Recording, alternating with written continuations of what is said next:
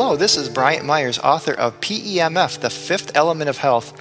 I'm really excited to bring you this video today. This is what I call the body-mind-earth connection in my book. I want to extend that to new information that I've learned since I've written my book. And I'm now calling it the body-mind-heart-earth connection because, as we'll see, the heart is a very important part of this connection. In fact, both the heart of our body and the mind of our body and the heart of the earth and sort of the mind of the earth, as we'll see. We're very deeply connected to planet Earth, as I talk about in my book. And I'm going to first summarize the body-mind-earth connection as I talk about in my book, and then add to that what I've learned. And it's really one of the central themes that I share, and it's really, really important. Before we get into that, I just want to talk a little bit about the interconnectedness of all things. You know, from quantum field theory and entanglement, we know all the atoms in the universe are connected. Chaos theory, we know that the flap of a butterfly's wings in Brazil can cause a tornado in Texas by the sensitivity to initial conditions. Because again, all of life is very, very intimately connected. Add to this the wisdom of the spiritual traditions that reinforces this oneness in spirit and consciousness. But we're also very connected to planet Earth and the magnetic field of planet Earth, especially the Schumann resonant frequencies of the ionosphere, those PEMFs, and the actual geomagnetic field of the Earth, the magnetic field that we're used to seeing with our compasses. I call this the body-mind-earth connection, but I'm expanding it now to the body-mind-heart-earth connection. Just to review what I talk about in my book is there's this connection between the Earth's magnetic field, the brain waves of the body's cells and tissues, and even the frequencies we emit. That is to say, the Schumann resonance frequencies are roughly in the range of 0 to 50 hertz, and we'll talk about this more in a little bit. The cells of the body tend to ideally resonate to this frequency. The research of Dr. Zimmerman shows that we even emit these frequencies. So just to kind of recap, the brain state frequencies within this 0 to 30 hertz, or I kind of expand it to 0 to 50 hertz, and you'll see in a minute why I do that. But more or less, our brain state frequencies from low delta to high beta all operate within this natural Earth frequency range. Low delta is roughly 1 to 4 hertz, theta waves roughly 4 to 8, alpha 8 to 12, and beta waves 12 to 30. And then gamma waves, which can be hypercreativity, is around 30 to 50, or even a little bit higher sometimes. So, you know, the brain state frequencies can go above 30, so I'm kind of expanding what I say in my book from 0 to 30 hertz to 0 to 50 hertz. Addy and Bowen, way back in the 70s, showed that even at the cellular level, that our cells seem to ideally respond to this low frequency range. And I'm going to show you a chart here, which is from James Oschman's excellent book on energy medicine. And you'll see between 0 to 50 hertz, most of the published research on PEMF and frequency with different types of tissue regeneration and healing are all within the 0 to 50 hertz range. And interestingly, the higher frequencies you'll see in this chart, 72, 100, and 200, have corresponding lower frequency analogs. So you'll see osteogenesis, DNA synthesis, for example, are above 50 hertz, but they have also frequencies that you'll see like at 10 hertz and 5 hertz, for example. And this is one thing I tell people, for example, about PMFs versus, say, Rife machines or other forms of energy medicine, is there is a lot of good published research on these low-frequency PEMF signals. In fact, there's over 30,000 studies on PubMed with different search queries on PMF since the late 70s. Even more fascinating, when I first read this, I really literally got goosebumps, is that Dr. Zimmerman and Dr. Seto in Japan confirmed it, that through Reiki energy healers and Qigong masters, that we even emit this 0 to 30 hertz or 0 to 50 hertz range. And the peak frequency was around the main Schumann resonance, between 7 to 8 hertz. And interestingly, the body kind of sweeps up and down this frequency range. So it's like when you're getting a session from a Reiki healer, if they're very good at what they do, you're getting basically pulse electromagnetic field therapy. This was done with very sensitive magnetic field detectors called squid magnetometers. They're very, very accurate. So we're talking about actual magnetic fields here, not like auras or anything kind of new agey. This is scientifically measurable magnetic fields. Just to recap, our brains operate within this Earth frequency range. Our cells ideally respond to this frequency range. The main published research on PMF has shown this frequency range to be the most healing and the most regenerative, and we even emit these frequencies. So just kind of think about that for a minute. Let that sink in. And now I'm going to get into those. What are those frequencies? Well, that's the Schumann resonance and the geomagnetic frequencies. Let's start with the Schumann resonance. So you can think of the Schumann resonance as sort of the heartbeat of the Earth in a sense, meaning the Earth has an ionosphere, which is a very complex interaction between the Earth's neutral atmosphere and the sun's fully ionized, very charged. So it's kind of this calm atmosphere on the Earth and this very chaotic, violent energies being blasted out of the sun. And so the ionosphere is kind of this bubble of plasma, like a big soap bubble around the planet. This bubble of plasma reflects, sort of mirror-like on the bottom, and it reflects frequencies. So basically creates this spherical cavity. And guess what? The actual frequencies of the spherical cavity, just like a tuning fork has a resonant frequency based on its geometry, so does spherical resonators or cavities have resonant frequencies. And the resonant frequency is 7.83 hertz, which is the Earth's fundamental note. This frequency is created, again, from the complex interaction of the Earth's ionosphere with the sun. It becomes very energetic, and we have somewhere around 7 million lightning strikes every day around planet Earth from all this energy. And so this tremendous voltage potential between the ionosphere and the surface of the Earth creates all these lightning strikes, and all those lightning strikes ring this spherical resonator to the tune of 7.83 hertz. And it does have higher harmonic frequencies.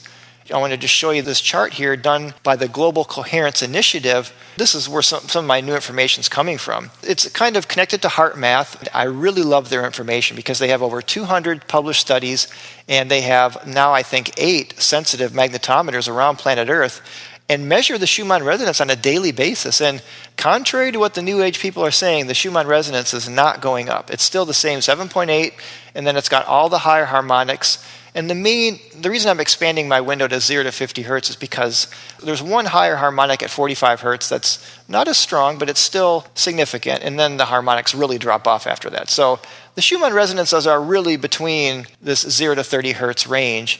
And you can even see from this graph here, there's a couple little spikes below 5 hertz even, so it's still kind of there, but it mainly starts at 7.83 and then goes on up. And again, like I said, this frequency range is the frequencies of the brain, what the cells respond to, what the tissues are ideally healed, and even the frequencies we emit. There is some very, very fascinating research done by Nobel Prize-winning Luc Montagnier, which he shows and further demonstrates the importance of the Schumann resonance. I'm going to show you an image here. This is a very detailed study, but I'm just going to give you the bottom line. Basically, the bottom line is that the Schumann resonance frequency, it seems to be very unique for allowing DNA even to assemble properly. Meaning, if you take a vial of a double helix, like a fully intact DNA molecule, and put it next to just a blank vial of water, and then if you sort of blast the Schumann resonance within, and again, both vials are magnetically shielded, so you're kind of saturating both the vials with the Schumann resonance. Because the Schumann resonance is a PEMF, this frequency, it's able to carry information from one test tube to the other, just pure information. Now you take that blank vial of water and mix it with DNA precursor material, and out pops the fully constructed DNA. In fact, with 98% success, and this has been duplicated in 11 labs, but just in full disclosure, not all labs have been able to duplicate it, but 11 different labs have now duplicated this. It's very, very profound. If you really think about that, it shows you a deep connection between DNA, which is sort of the blueprint of life, and the Schumann resonance. At the deep level of life itself is the DNA molecule.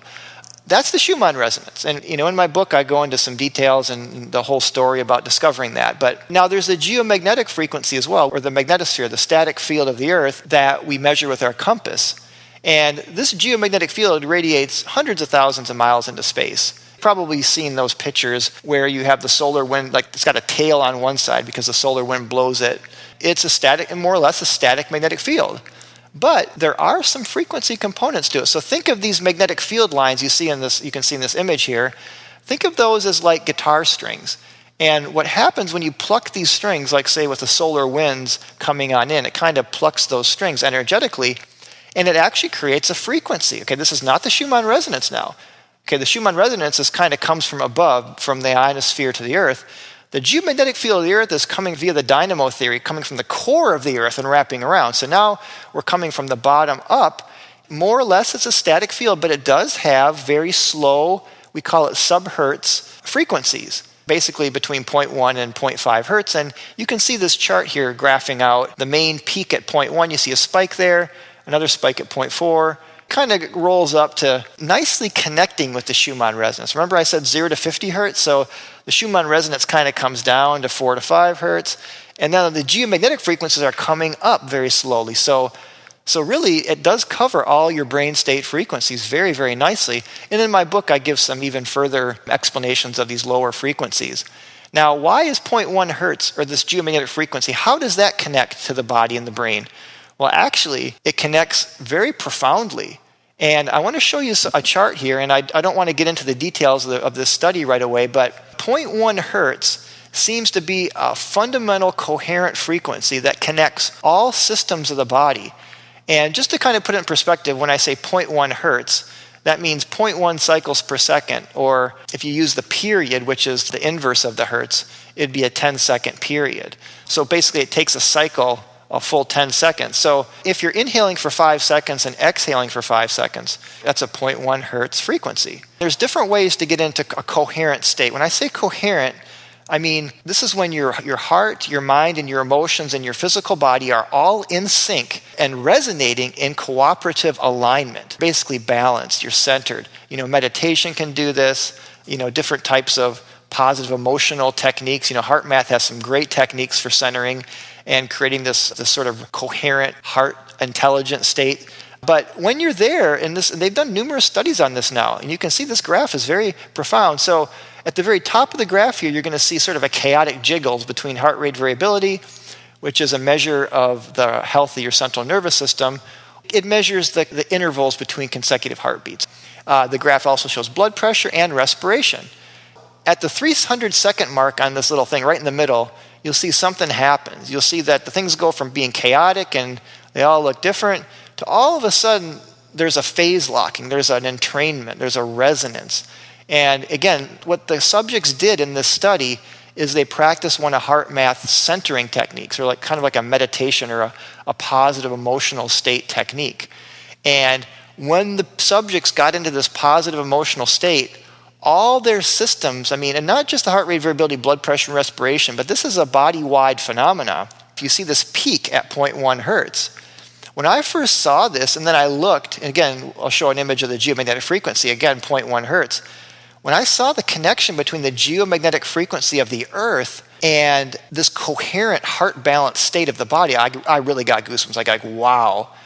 Not only is the brain deeply connected to the Schumann resonance, so there's this deep connection between 7.83 in the alpha state in the brain. That's the Schumann resonance. Now the geomagnetic frequency coming, I guess you could call this more of the heartbeat of the Earth because it's coming from the core of the Earth, and it's aligning our hearts, our heart rate variability, and all the systems in our body. So this is the same frequency as the main geomagnetic pulse, this key resonant frequency when all these different systems in the body come into what's called entrainment, which just means they're all beating in step. They're all synchronized. They're all dancing to the same beat, right? And that's the state of health, right? You could summarize health is coherence, when all the body is very connected and working together. So the body-mind-earth connection goes deeper than what I talk about in my book. It's actually the body-mind-earth-heart connection. And when I say body here, I mean all the different systems in the body are intimately connected to the magnetic field of the Earth and the Schumann resonance of the Earth. And I just want to show you this little diagram here. The heart's magnetic field can be detected several feet away. It is the strongest field in the body. In fetal development, the heart forms and starts beating before the brain. And actually, this goes way back before HearthMath. They have shown that the heart sends signals to the brain more than the brain sends signals to the heart. So in a way, the heart has its own brain, its own heart intelligence. In fact, in some ways, it's more primary, more fundamental. Think how the heart field can be measured, say, at least 5 feet away based on just a decent magnetometer. The brain field can only be measured a couple inches, if that, from your brain. So the heart field's much stronger, much more encompassing. So it kind of makes sense that it'd be more fundamental. Emotional states can be related to heart rate variability. And again, the way the heart beats and is related to the central nervous system can actually be measured, meaning different positive emotional states have a very characteristic frequency pattern. And negative emotions have a very chaotic frequency pattern. It can be actually quantified and measured, the heart field. Let me just give you an example where you've probably experienced this field. Have you ever walked into a room and you could cut the tension with a knife? Well, that's an example of where you're feeling the fields. We're actually very sensitive. And again, HearthMath has done studies to show that we can sense somebody's magnetic field like 5 feet away, even with a wall between the two subjects. So we have the ability to sense magnetic fields and other people's magnetic fields in their emotional states. The body-mind-heart-earth connection is very profound. And this is one of the reasons why I recommend a low-intensity, low-frequency PMF device, like the IMRS 2000. The Beamer is pretty good as well, and there's a few other systems on the market. You want that frequency range to be in this 0 to 50 hertz range, and you want the intensity to be at a lower intensity level. And I've gone into several videos on why more is not better. And by daily supplementing an earth-based PMF session, it helps to restore balance and coherence and health back to the body. It helps the body to synchronize. And this is why you want to use a low intensity, because you just want to help to gently nudge the body back into its entrainment. Of course, I recommend eating a good diet and drinking plenty of water and getting out in the sun, connecting to the earth through grounding and earthing, positive emotions, practicing emotional release techniques to keep your emotions positive, and supplementing with an earth-based PMF system, I think can really help. Thank you for listening. I hope you've enjoyed this video, and check out my website, pmfbook.com. So again, thanks for watching.